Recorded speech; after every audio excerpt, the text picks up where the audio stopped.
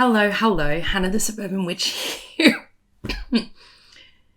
Take two. Hello, Hana the Suburban Witch here. And yes, I'm a little bit sick today. Just ignore it. But the concept and idea for this video is very relevant today, hence why I'm filming it today, regardless of not really having a voice. Today's video is about delivering difficult readings.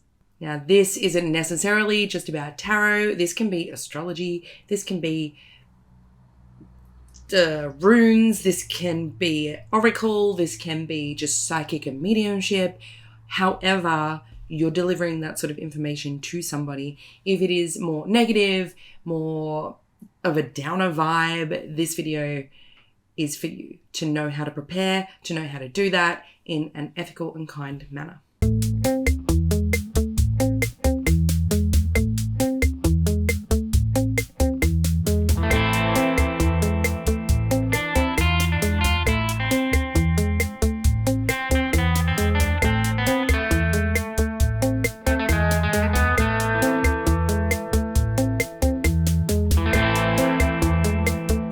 If you are new to my channel, my name is Hana. I'm a professional tarot reader, professional astrologer, professional witch, and I love bringing you all of my knowledge and wisdom here on YouTube. I have an amazing backlog of videos, plus the Witch Talks podcast is accessible here on YouTube and Spotify and Apple and all of that jazz. So you can binge to your heart's content. I just ask that you subscribe or like and leave a comment if you're enjoying what I'm doing here. All right, so today's video comes to you after I have just had a reading with somebody. They booked with me and it didn't go the way they wanted. Those sorts of readings, they don't go the way I want either. But I'm very, very clear in my code of conduct that I do not give, what do they call it? Sugar sweet? Sugar sweetened? Sugared. What is the word? What is the term? Sugarcoat. So I am pretty clear with my own ethical standards and my code of conduct that in my readings, I will not sugarcoat things. I am not going to change the meaning of the cards that I'm getting or the things that I'm seeing just to make it a nice reading for someone, because that is not my role as a reader. My role is to help somebody. The cards are giving us information. It would not do anybody a service if I pulled the tower and told them that this was a wonderful thing and they should go ahead with it. So obviously, privacy and confidentiality with my clients is of the utmost importance. So there is no defining features in this. There is nothing to mention anything that this client went through or anything like that. But I just want to give some examples. There are some cards in the tarot that, yes, not all of them have bad meanings. Not all of them have good meanings. They can all be read both ways. But when some come out together, that tells us something. And as a tarot reader, it is my job to deliver that information. Now, if you are a reader, especially if you are a newer reader and you haven't had to experience this yet, or you don't know how to deal with it if it does come up, I'm going to give you some tips today. The number one is be honest. It is okay to say, hey, these cards kind of suck. I get that. I'm sorry. I know that's not what you wanted to hear. Number two, be kind. You're not going to pull a card and be like, oh, well, fuck, that looks shitty. No one wants to hear that. You don't want to put somebody into a fear response. We have a duty of care. We're not going to put them into a downward spiral.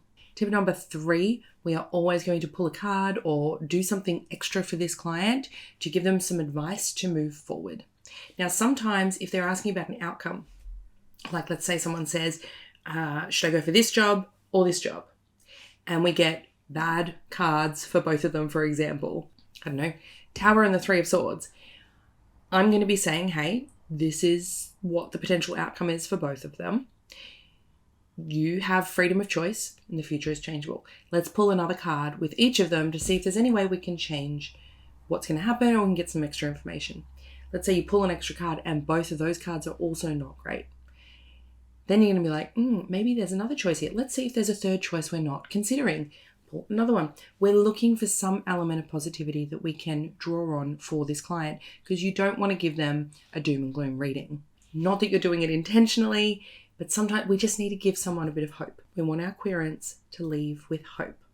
So maybe some advice on how to find the perfect job, right? Let's pull that card. Maybe we jump into their astrology chart and see maybe these jobs they're going for they're not aligned for. It's not the right one for them. So there are ways around it, but you just need to make sure that A, you're being honest. Tell them what the cards actually mean. Don't sugarcoat it. B, be very kind. Be honest and say, hey, this sucks. I get it. And be kind about it. Like, I'm not doing this to hurt you. I'm so sorry. I know that's not what you wanted to hear. Right? Be compassionate. Be empathetic. And always give them something positive, something else to grasp onto.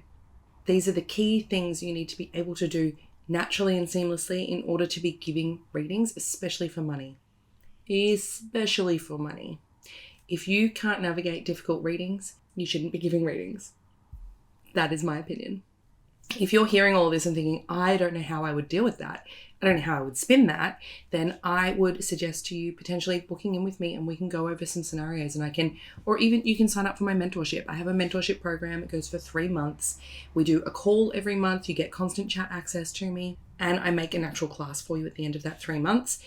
The stuff that we can go through in that 3 months, in that 3-month container is so much deeper than I could on just a standard guidance call. And I will give you homework and I will put you through that test and I will help you level up to where you want to be if you're wanting to give readings and if this is a hard aspect of giving readings for you. So this was on my heart just because it was something that came up today and I wanted to make sure that other people out there know how to deal with it when it does happen. It's not every reading. If every one of my readings was like that, I would be concerned. It's not. And sometimes people are just in those stages of life. Sometimes those are the things that are just on the cards. But again, we have a duty of care and we need to do the best by our clients. I hope this video has helped you. It's just a quick little short one. Definitely check out that mentorship if you're ready to up level your skills, whether that's in astrology, whether that's in tarot, whether that's in being a reader or just being a witch. You don't have to be doing anything professional to get my help in a mentorship. I hope to see you there.